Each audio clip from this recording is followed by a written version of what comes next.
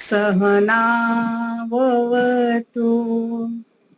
सहनौ भुनक्तु सह वीर्यं कर्वावहै तेजस्विनावधीतमस्तु मा विद्विषावहै। ओम शांतिः शांतिः शांतिः। वैदिक प्रज्ञा व्याख्यान माला में उपस्थित आप सभी महानुभावों का हृदय से स्वागत है। सभी को सप्रेम नमस्ते। आप में से कोई भजन लेना चाहेंगे?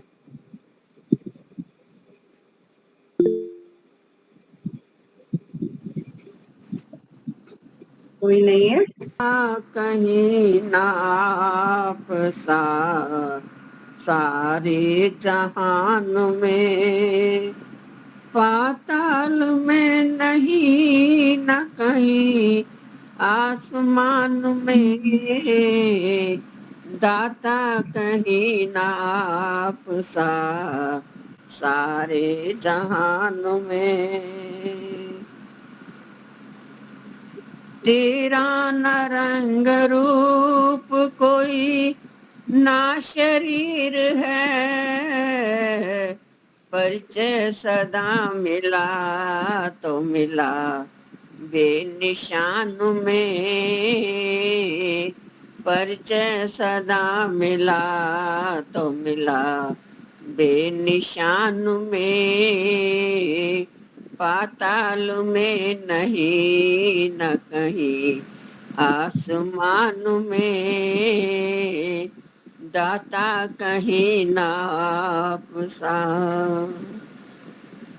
कहते हैं सब समीप तुझे फिर भी दूर है,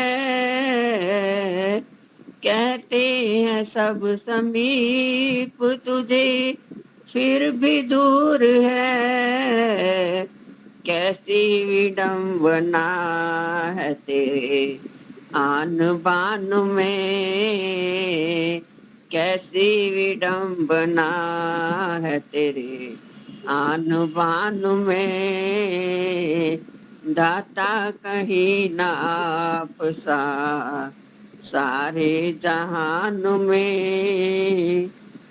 सारी उम्र तलाश किया भटके दर बदर, सारी उम्र तलाश किया भटके दर बदर, दर्शन हुए दर्शन अगर हुए तो हुए योग ध्यान में, दर्शन अगर हुए तो हुए योग ध्यान में, पाताल में नहीं न कहीं आसमान में, दरमियान में पर तीसरा न आए कोई, दरमियान में पाताल में नहीं न कहीं आसमान में, महिमा है तेरी बेशुमार तेरे गुण अपार हैं, महिमा है तेरी बेशुमार तेरे गुण अपार हैं, गिन ले पथिक मजाल है इसकी जबान में, गिन ले पथिक मजाल है इसकी जबान में, पाताल में नहीं न कहीं आसमान में, दाता कहीं न। धन्यवाद बहन जी आपका, बहुत सुंदर भजन आपने गाया। अभी शायद आचार्य जी नहीं जुड़े हैं ना? मैं एक भजन ले सकती हूँ? एक मिनट, आचार्य जी को देख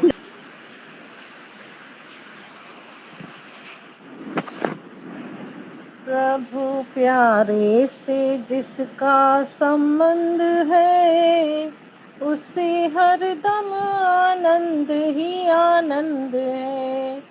प्रभु प्यारे से जिसका संबंध है उसे हरदम आनंद ही आनंद है।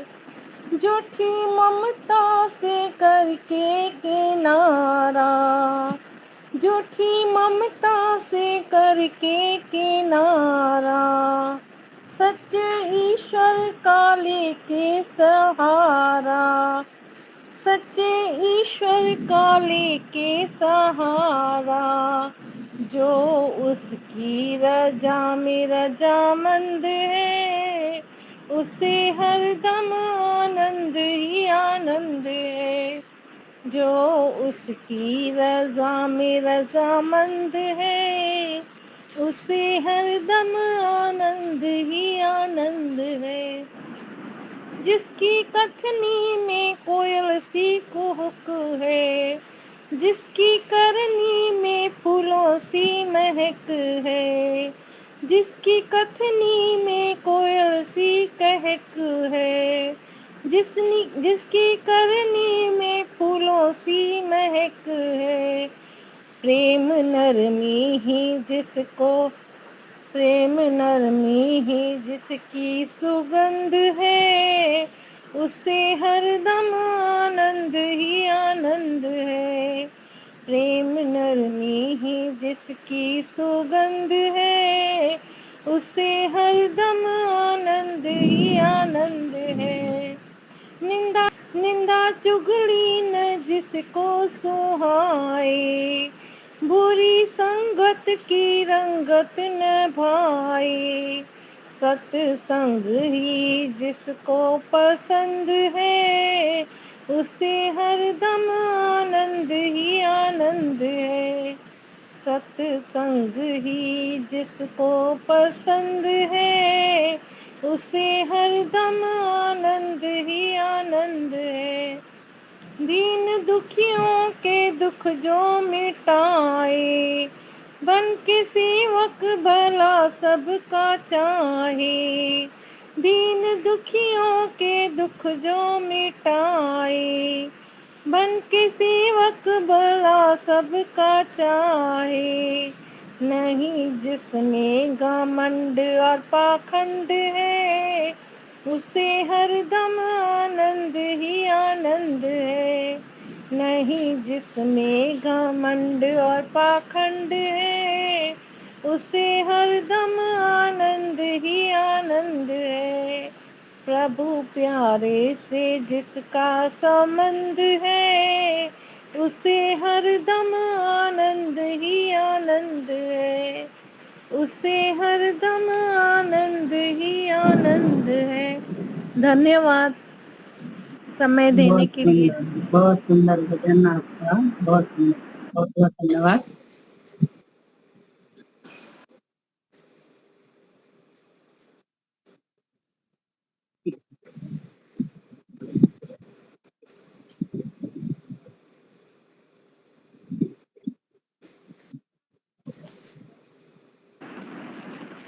नमस्ते आचार्य जी, आपकी तबीयत कैसी है अब?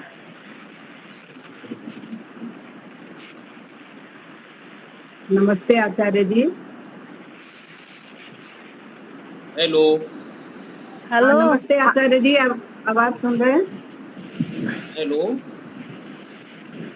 नमस्ते आचार्य जी, आपकी तबीयत कैसी है अब? तबीयत ठीक है हमारी, आवाज नहीं आ रही आप लोगों को। आप फिर से कट के जुड़िए, आप ना दोबारा जुड़िए आप। एक देखिए।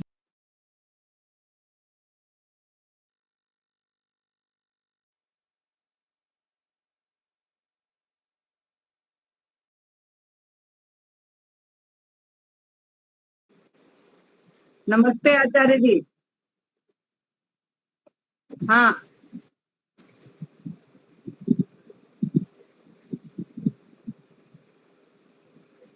आपका म्यूट, ये माइक म्यूट है। हाँ जी ओम। हाँ। नमस्ते आचार्य जी, आपका स्वागत है। नमस्ते योगेश्वरी बहन जी, नमस्ते। हाँ, नमस्ते आइए आचार्य जी। जी नमस्ते नमस्ते। आप अपना विषय आगे बढ़ाइए। अच्छा 1 मिनट का समय दीजिए, 1 मिनट का माता जी, 1 मिनट कोई ले लीजिए फिर मैं लेता हूँ। कोई बात नहीं। अच्छा, दूसरा कोई ले ले, ऐसा है क्या? समय एक लगेगा? मिनट सिर्फ मात्र, हाँ, नहीं कोई एक बात नहीं, मिनट एक का कोई मिनट। ले। ठीक है। के देख जरा इंसान कितना दयावान भगवान, कितना दयावान भगवान। प्यार प्रभु से सच्चा करके देख जरा इंसान कितना दयावान भगवान, कितना दयावान भगवान। दया निधि वह दया का सागर, खो जा उसकी शरण में जाकर। दया निधि वह दया का सागर, खो जा उसकी शरण में जाकर। सच्चे दिल से जो मांग ले उससे जो चाहे कल्याण, कितना दयावान भगवान, कितना दयावान भगवान। दीनानाथ दया का सिंधु, आए शरण में तेरी बंधु। नैया पार करेगी तेरी, चाहे हो तूफान, कितना दयावान भगवान, कितना दयावान भगवान। प्यार प्रभु से सच्चा करके देख ले इंसान, कितना दयावान भगवान। अंतर्यामी घट घट वासी, नाम मथुरा नाम है काशी। अंतर्यामी घट घट वासी, नाम मथुरा नाम है काशी। पत्ते पत्ते में रमा हुआ जो, करके देख पहचान, कितना दयावान भगवान, कितना दयावान भगवान। प्यार प्रभु से सच्चा करके देख जरा इंसान, कितना दयावान भगवान। निराकार आकार न कोई,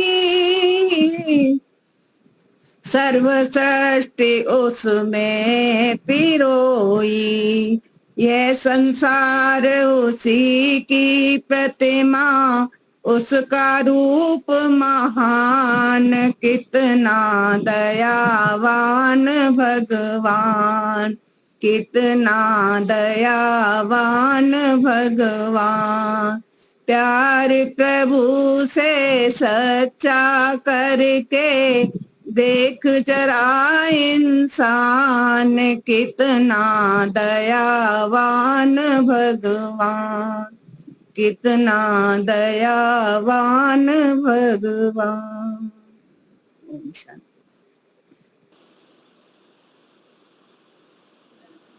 ओम। संस्कार हमारा आ नामकरण रही है। संस्कार आज प्रारंभ करते हैं।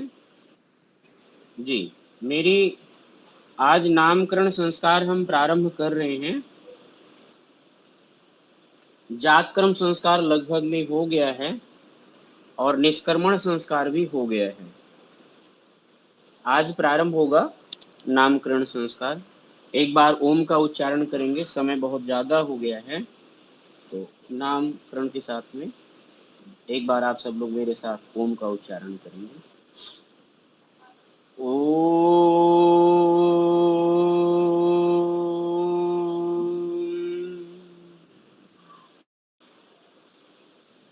सर्वेभ्यो नमो नमः। आज संस्कार की क्रम श्रृंखला में नया संस्कार प्रारंभ कर रहे हैं, नामकरण संस्कार। नामकरण संस्कार में इसकी भूमिका में देखें, स्वामी जी ने भूमिका में समय से प्रारंभ किया, परंतु हम सब वर्तमान की स्थिति को विचार करके नाम पर विचार करते हैं।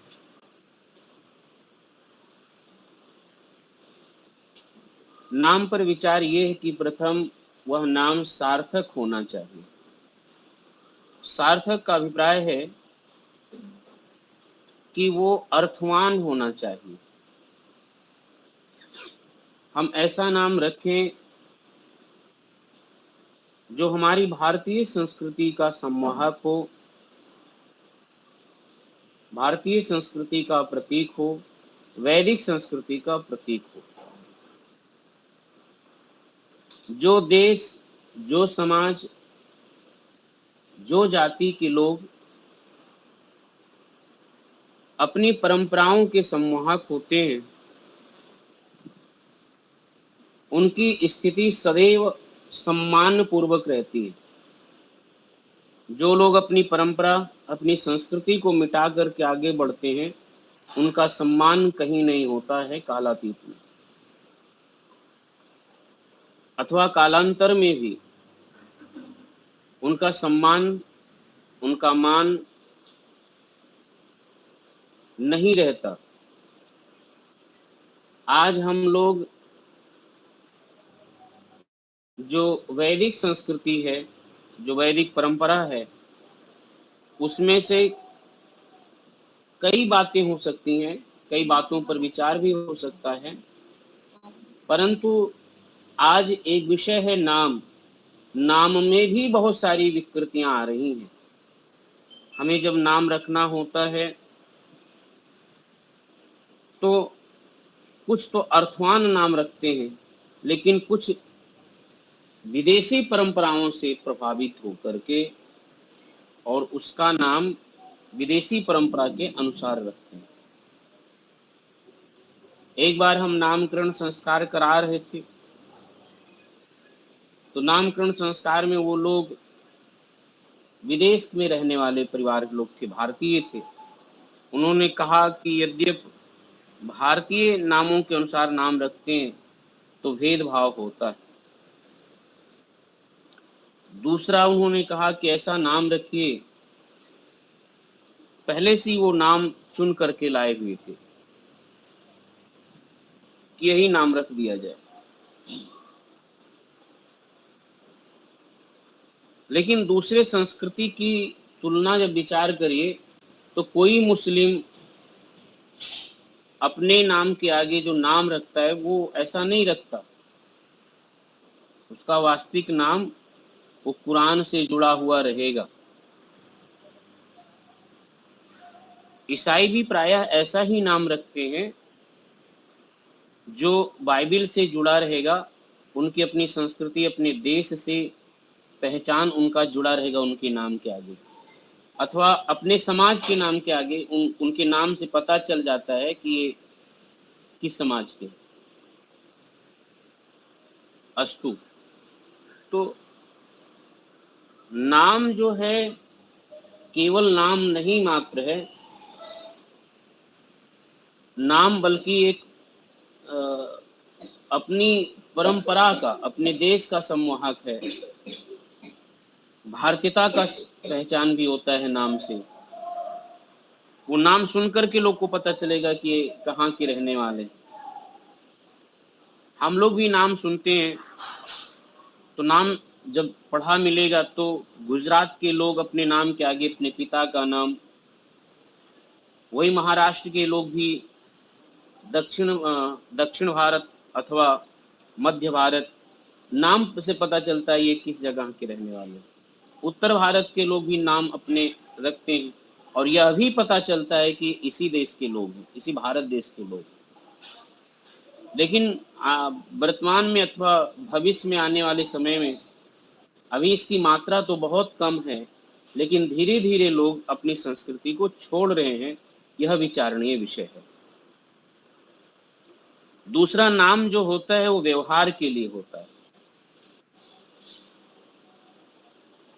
व्यवहार यही है कि प्रत्येक लोग नामकरण करते हैं तो इससे हमारा व्यवहार संपादित होता है। एक परिवार में 4 भाई हैं, चारों भाइयों के नाम अलग अलग होते हैं, और जब हमें व्यवहार करना होता है, क्रियाओं का संपादन करना होता है, तो नाम का संबोधन करके करते हैं।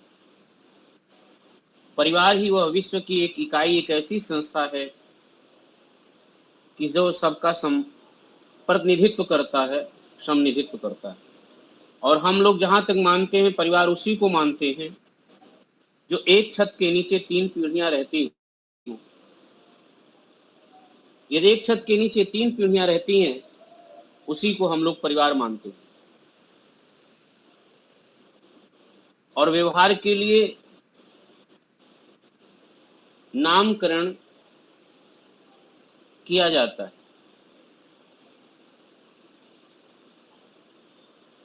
नाम को संज्ञा कहेंगे, और जिसका नाम रखा जाता है उसको संजी कहते हैं।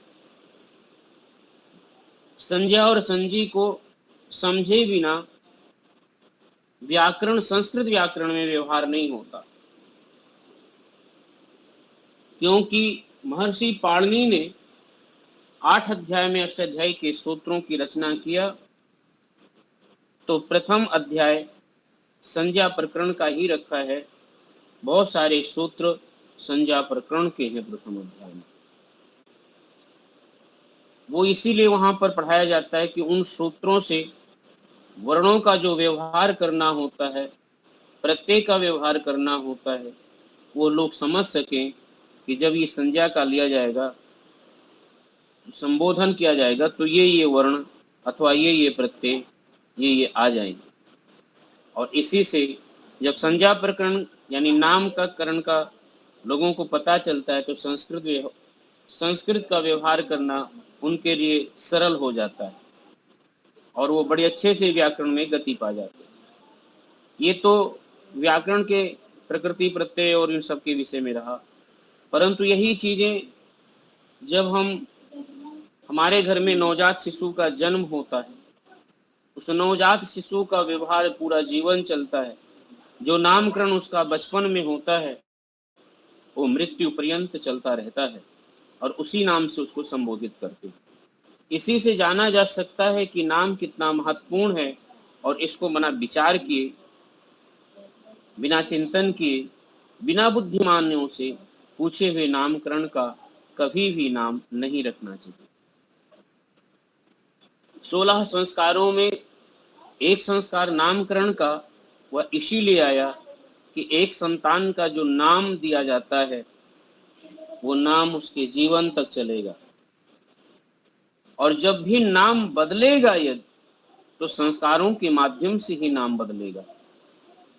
बिना संस्कारों के माध्यम से हमारी परंपरा में, हमारी संस्कृति में व्यवस्था नहीं है कि नाम आप परिवर्तन कर लें।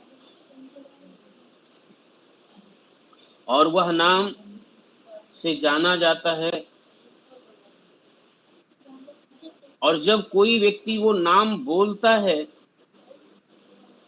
तो वो नाम उस व्यक्ति को आकर्षित करता, उस व्यक्ति को प्रभावित करता। प्रभावित वो इसीलिए करता है कि शब्दों की जो ऊर्जा है,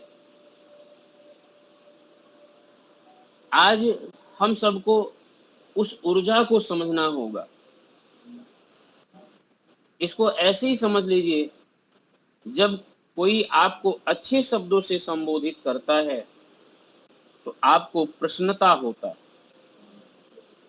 आपके हृदय में प्रीति का प्रस्फुरण होता है, प्रेम का प्रस्फुरण होता है। जब वही सम्मानजनक शब्दों का आदर भाव से कोई आपको बोलता है, तो आपके मन में जो अच्छे विचारों का प्रस्फुरण होना चेहरे पर प्रसन्नता आना, प्रीति होना स्वाभाविक रूप से होता है।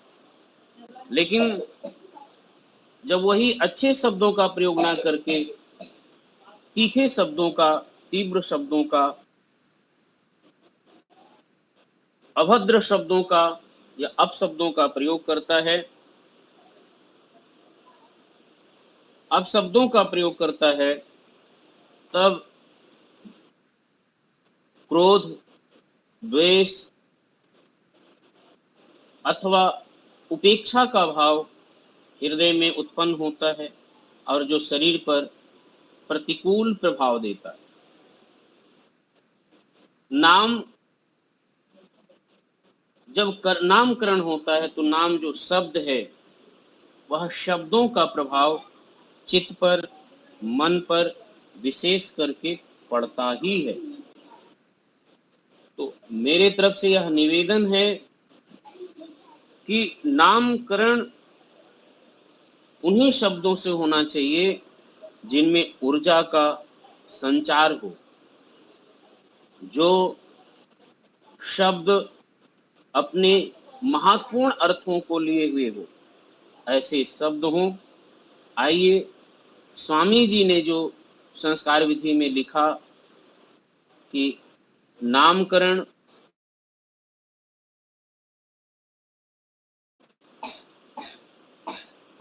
कैसे होना चाहिए और क्या क्या ध्यान रखने चाहिए। नामकरण में लड़की का नाम हो और कन्या का नाम हो तो वो नाम हम करने में कौन सा अक्षर लें, कितने अक्षर लें, इन सब का विचार किया।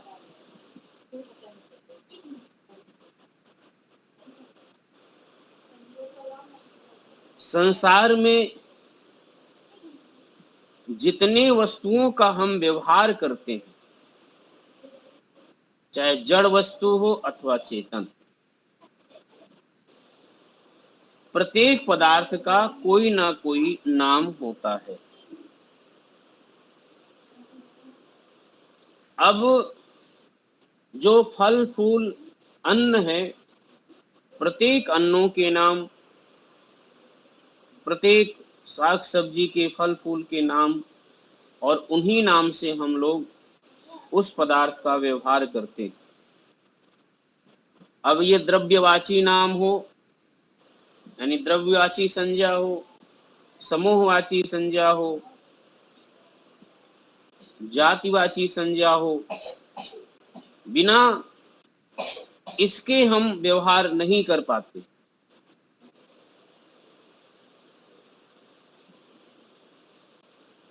तो नाम का इतना महत्व प्रत्येक पदार्थों के लिए आवश्यक, परंतु उसमें से जो व्यक्तियों के नाम होते हैं उसको व्यक्तिवाचक नाम कहते हैं।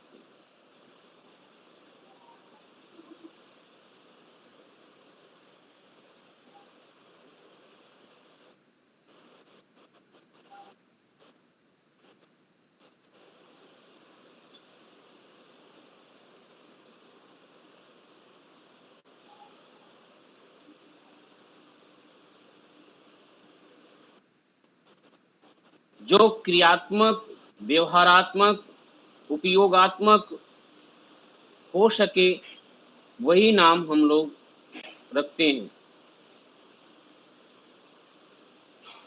अन्य जो पशु पक्षी प्राणियों के नाम और महान भावों, आज हम अपने घरों में लोग कुत्ते पालते हैं, उसका नामकरण करते हैं और उसके नाम से उसको पुकारते हैं, और इतना अभ्यास हो जाता है कि उसको भी जब उसका नाम लेकर के बुलाएं तो भी पहचान लेता है कि ये हमारा नाम है और हमारे नाम से हमारा स्वामी, हमारा मालिक बुला रहा है। आने जाने लगता है, पहचानने लगता है। नाम जब किसी व्यक्ति का रखते हैं, धीरे धीरे धीरे धीरे मानव मस्तिष्क में इतना तल तक बैठता है कि आपके घर में 4 बच्चे सो रहे हों, लेकिन जब नाम लेकर के आपको बुलाया जाएगा तुरंत आप निद्रा से जागृत अवस्था में हो जाते हैं कि आज मुझे बुलाया गया, तुरंत उठ जाता है बालक जैसे नाम से बुलाएंगे। यानी जब नाम रखा जाता है तो बच्चे के अंतस्थ अंतःकरण में वो नाम बैठ जाता है और वो तुरंत कितनी भी किसी भी अवस्था में हो, स्वप्न अवस्था में हो, सुषुप्ति अवस्था में हो, और नाम उसके श्रवण इंद्रिय में पड़ता है, तुरंत उठ करके वो बैठ जाएगा। लेकिन जब ये नाम रखा जाए सार्थक के साथ साथ नामकरण को धार्मिक रूप से धार्मिक रूप देना चाहिए। नाम को धार्मिक रूप का अभिप्राय है केवल कर्मकांड से जोड़ करके नहीं, नाम के महत्व को समझने का दृष्टिकोण स्वामी दयानंद ने दिया है।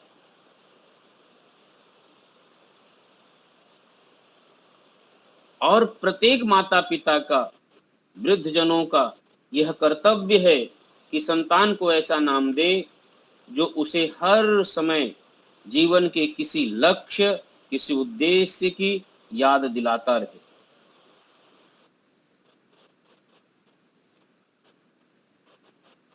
वैदिक विद्वान में एक विद्वान हुए, इस भाव को उन्होंने रखा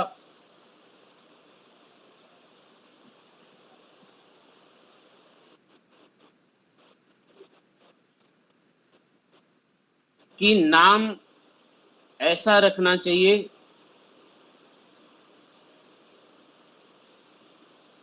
कि एक श्री लाला श्याम सुंदर द्वारा श्री मनोहर विद्यालंकार के पुत्र आयुष्मान विक्रमादित्य के नामकरण संस्कार के उपलक्ष्य में वितरित तथा श्री हरिशरण सिद्धांत अलंकार द्वारा लिखित एक लघु पत्रिका में बड़े सुंदर शब्दों में व्यक्त किया गया है कि जिसे हम कुछ हेर फेर के साथ यहाँ दे रहे हैं। ये स्वयं इस बात का उद्धृत जो संस्कार विधि और संस्कार चंद्रिका के नाम से, जिसका भाष्य संस्कार विधि का भाष्य संस्कार चंद्रिका के नाम से है, उन्होंने डॉक्टर सिद्धांत अलंकार सिद्धांत विद्यालंकार ने ये लिखा कि ना जाने किन किन उमंगों को लेकर दंपति ने अपने संतान को उच्च बनाने के लिए अब तक प्रयत्न जारी रखे हैं। स्वयं शक्तिशाली व पवित्र हृदय बनकर परस्पर संगत हुए दूसरे व तीसरे मास में गर्भ को शक्तिशाली बनाने के लिए उन्होंने बंधु बांधवों के समक्ष फिर पुंसवन संस्कार के समय प्रतिज्ञाएं ली और चौथे या छठे मास में माता के पेट में बालक हृदय के आविर्भाव होते ही उन्होंने सीमंतोनयन संस्कार और सीमंतोनयन संस्कार करके श्रेष्ठ संतान होने के लिए अपने प्रयत्न को पूर्ण किया। बालक के उत्पन्न होते ही जात क्रम संस्कार करके उन्होंने संपूर्ण अपने आसपास के वातावरण से परिचय कराया और उस समय जब संस्कार होता है तो वेदोवसी की ध्वनि से गुंजा दिया। यह भी उसके आत्मा के संस्कार के ही दृष्टिकोण से बोला गया, तू वेद स्वरूप है, अर्थात ज्ञान स्वरूप है। अब उन्हीं भावों को ध्यान में रख करके नामकरण संस्कार प्रवृत्त होता है।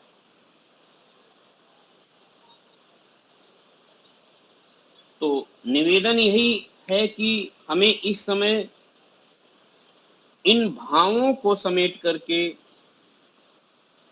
यानी उससे पूर्व जो जो संस्कार हुए, जो जो उसके महत्व रहे, वो हम सब लोग क्रमशः सुनते हुए आ रहे हैं। उन्हीं भावों की प्रबलता से नामकरण की स्थापना हो रही है।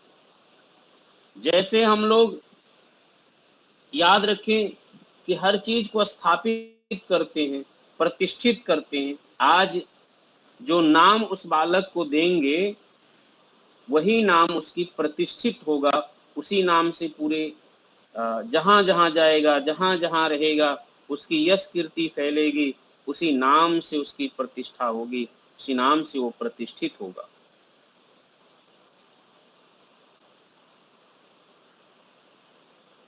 तो यत मनसा मनुते तद वाचा वदति, यत वाचा वदति तत् कर्मणा करोति। शास्त्र का एक बहुत अटल सिद्धांत है, और वो अटल सिद्धांत यही है कि शब्द के प्रभाव को स्पष्ट करते हुए शब्द या वाणी मन और कर्म के, इन दोनों के मध्य स्थित होता है। जो हम मन में सोचते हैं वही वाणी द्वारा शब्द से बोलते हैं, और जो शब्द से बोलते हैं वही कर्मों में व्यवहार करते हैं। शब्द के एक ओर मन बैठा है और दूसरे ओर कर्म बैठा है। शब्द इन दोनों के बीच में बैठा हुआ है। इस श्रृंखला की 3 कड़ियां समझी जाएं तो इस श्रृंखला में एक ओर मन की कड़ी है और दूसरी ओर कर्म की कड़ी है, और बीच में शब्द की कड़ी है। बीच वाली कड़ी को हिलाने से दोनों ओर की कड़ियां हिलने लगती हैं। इसी प्रकार शब्द की कड़ी जो मन तथा कर्म के बीच में पड़ी है, उसके हिलने से मन तथा कर्म दोनों पर प्रभाव पड़ता है। यानी शब्द ठीक नहीं होगा तो मन भी ठीक से अपनी क्रियाओं का संपादन नहीं कर सकता, और शब्द ठीक होगा तो मन अपने कर्मों का, अपने इंद्रियों से युक्त होकर के और कर्मों का संपादन ठीक ठीक से कर लेता है। जो बालक जन्म से गूंगा अथवा बहरा होता है, वो शब्दों के माध्यम से ना होने के कारण गूंगा बहरा व्यक्ति अपने जीवन के सभी कर्मों को ठीक से संपादन नहीं कर पाता। वह एक सीमित हो जाता है, एक सीमा में बंधा रहता है। तो इसीलिए शब्दों के माध्यम से देखा जा सकता है कि कितना प्रभाव पड़ता है।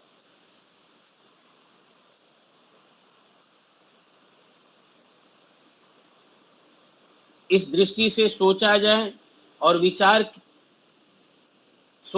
तो विचार को सूक्ष्म शब्द या सूक्ष्म वाणी कहा जा सकता है। वाणी या शब्द को स्थूल विचार भी कहा जा सकता है। इस तरह शब्द या वाणी को सूक्ष्म कर्म भी कहा जा सकता है। कर्म को स्थूल वाणी या स्थूल शब्द भी कहा जा सकता है।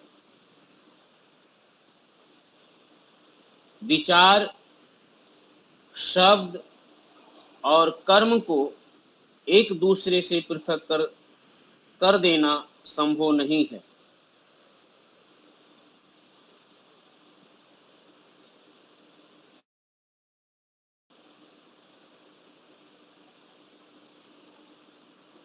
मनोवैज्ञानिक दृष्टि से शब्दों का विचार करें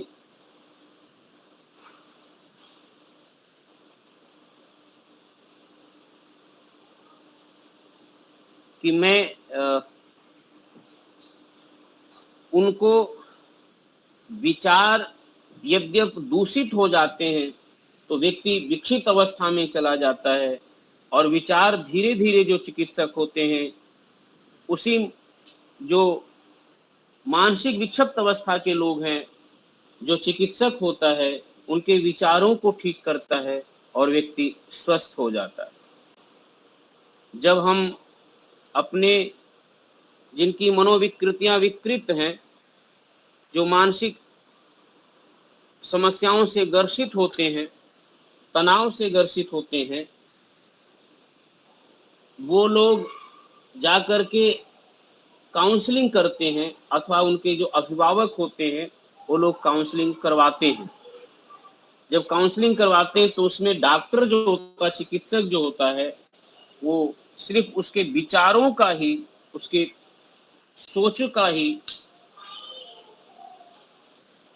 वो काउंसलिंग करता है और काउंसलिंग करके उसके विचार को ठीक करता है, उसकी अवधारणा को, गलत अवधारणाओं को तोड़ता है और तोड़ करके उसको ठीक करता है और ठीक करके उसको सही दिशा में लगाता है। और जो जीवन में जो सही जिम्मेदारी है, जो कर्तव्य है, विचार है, जो समस्याएं थी, वो ठीक हो जाता है सब।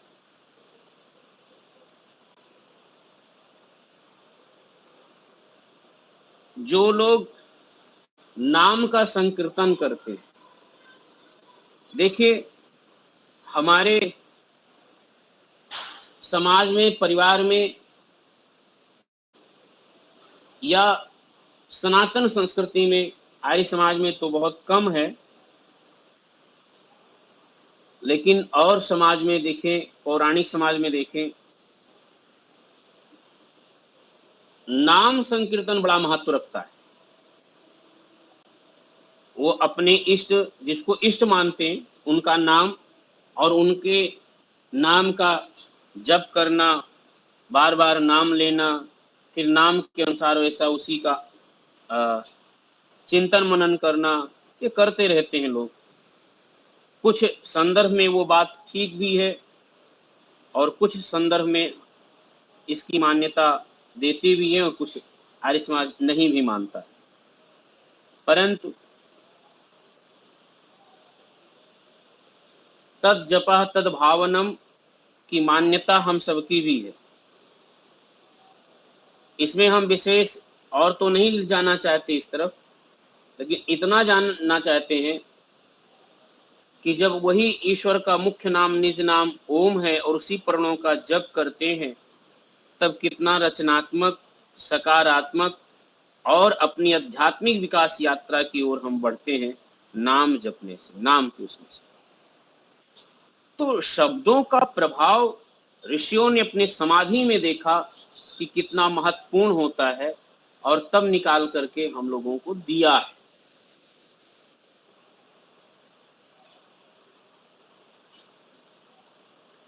शब्दों के प्रभाव में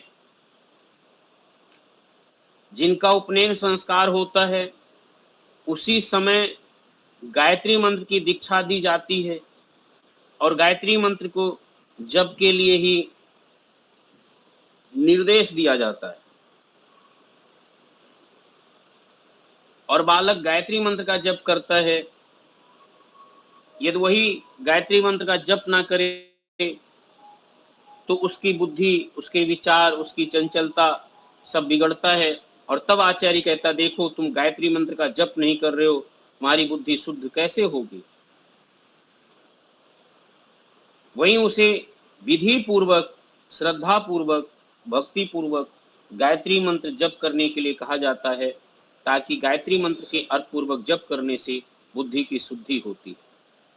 गायत्री मंत्र में ही पद आए, शब्द आए, उन शब्दों के सार्थक अर्थ आए और उन्हीं सार्थक शब्दों का अर्थ पूर्वक चिंतन करने से मानव मस्तिष्क में एक अद्भुत रचनात्मक सुधार होता है, आध्यात्मिक विकास होता है, आत्मिक विकास होता है। तो नाम का प्रभाव कितना है और इसकी वैज्ञानिकता कितना है, इतना सूक्ष्म चिंतन आज कई हजार नहीं, जब से हम सबकी वैदिक सनातन संस्कृति चली आ रही है इस धरती पर, तब से इस विचारों को लिए हुए, संजोए हुए हम लोग हैं। राम का नाम रखा गया तो महर्षि वशिष्ठ ने विचार करके राम का नाम रखा। कृष्ण का नामकरण हुआ तो महर्षि गर्गाचार्य ने नामकरण किया और गर्गाचार्य ने कृष्ण का नामकरण करते हुए, तो नामकरण की जो ऐतिहासिक तथ्यात्मक आप देखेंगे, प्रमाण देखेंगे, तो जितने भी महापुरुष हुए हैं उन लोगों ने किसी ना किसी बड़े बड़े आचार्यों को बुला करके नामकरण का संपादन किया। नामकरण का संपादन, संस्कार का संपादन कृष्ण के संदर्भ में आता है कि महर्षि गर्गाचार्य उनके पुरोहित नहीं थे, नंद बाबा के, लेकिन वो गौशाला में ले जा करके उनका नाम कृष्ण रखा।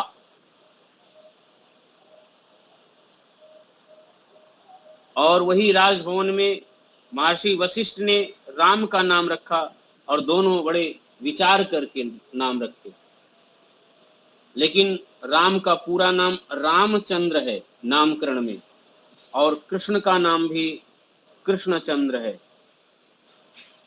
इसलिए स्वामी जी ने योगेश्वर श्री कृष्णचंद्र लिखा है और मर्यादा पुरुषोत्तम रामचंद्र रखा।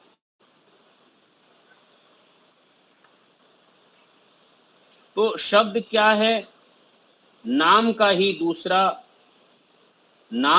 दूसरा नाम है।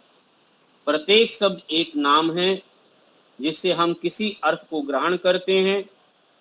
जब हम बालक को कोई नाम देते हैं तब वस्तुतः उसके लिए एक शब्द चुन लेते हैं जिसका प्रयोग बालक के लिए आयु भर यानी पूरे जीवन भर होता है, किया जाता है। और जिस शब्द का नाम के रूप में आयु भर प्रयोग किया जाना है उसके चुनने में कितना सतर्क होना चाहिए यह स्वतः सिद्ध होता है।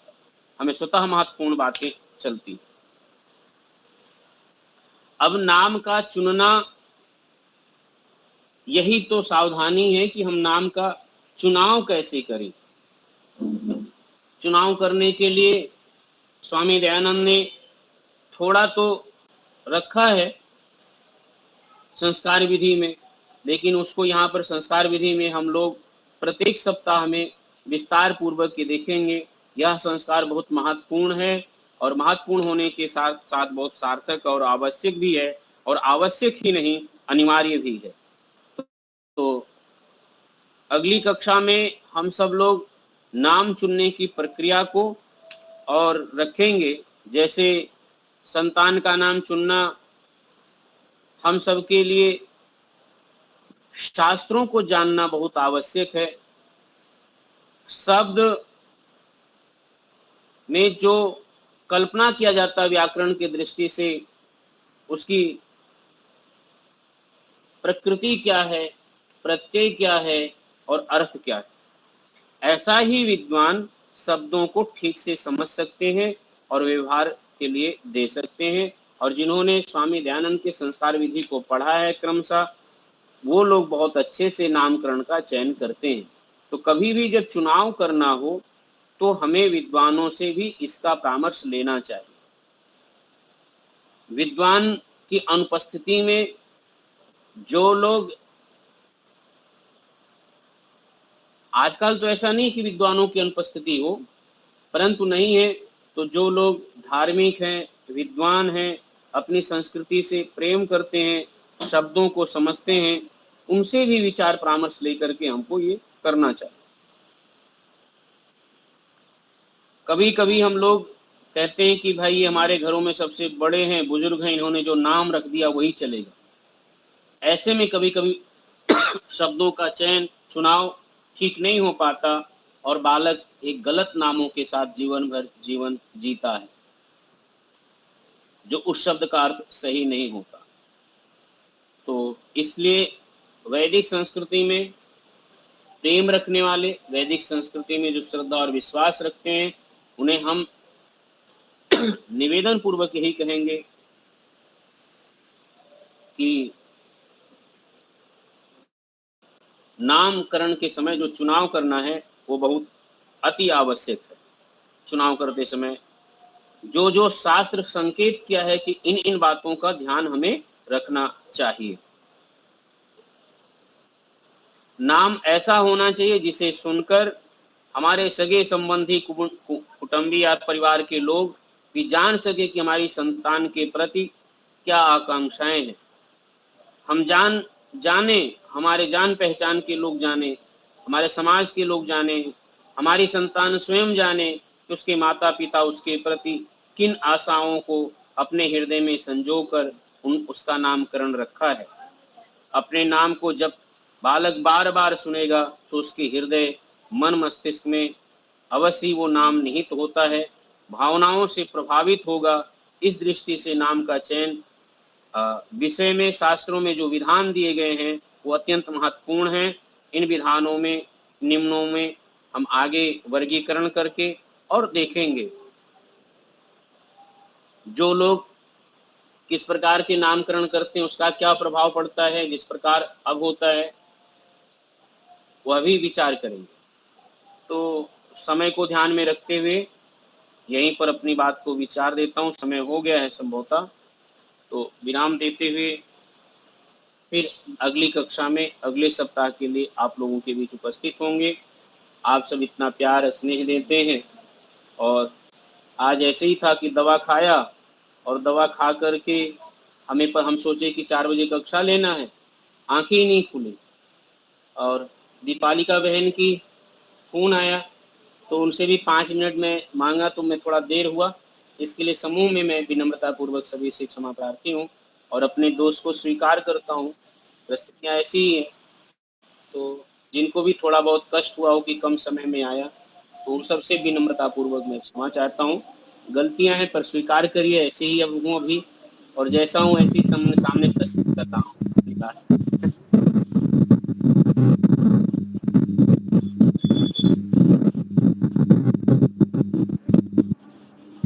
धन्यवाद आचार्य जी, बहुत बहुत धन्यवाद आचार्य जी। नामकरण के बारे में क्या क्या हमें सावधानियां रखनी चाहिए, क्या क्या तैयारियां करनी चाहिए, क्या क्या हमें किन किन चीजों का ध्यान रखना चाहिए, आपने बहुत अच्छी तरह से हमें बताया। आपका बहुत बहुत धन्यवाद। आगे की आप पूरा है जो नामकरण का अगली कक्षा में आप करेंगे, ऐसी आपसे आशा है, और आपका स्वास्थ्य अच्छा रहे, हम ऐसी आशा रखते हैं। आप स्वस्थ हो जाए, एक कोई दिन पूरा हो चुका है। शंकर भाई, आप शांति पाठ कराइए। नामकरण का बहुत धन्यवाद। शांति पाठ से आज की क्लास करते हैं। ओम शांति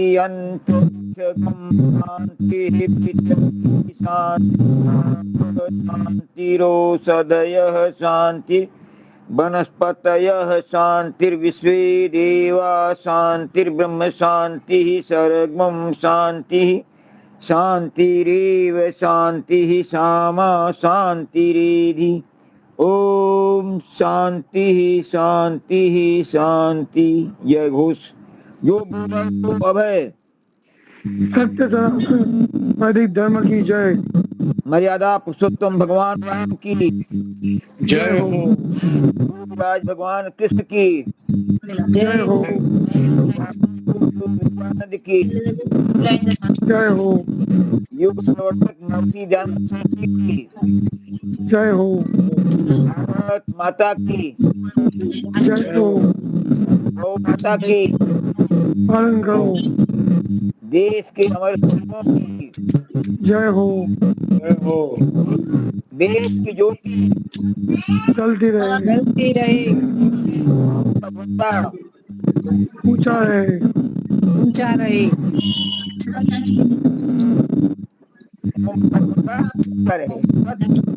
प्रकाश हमारा रहे।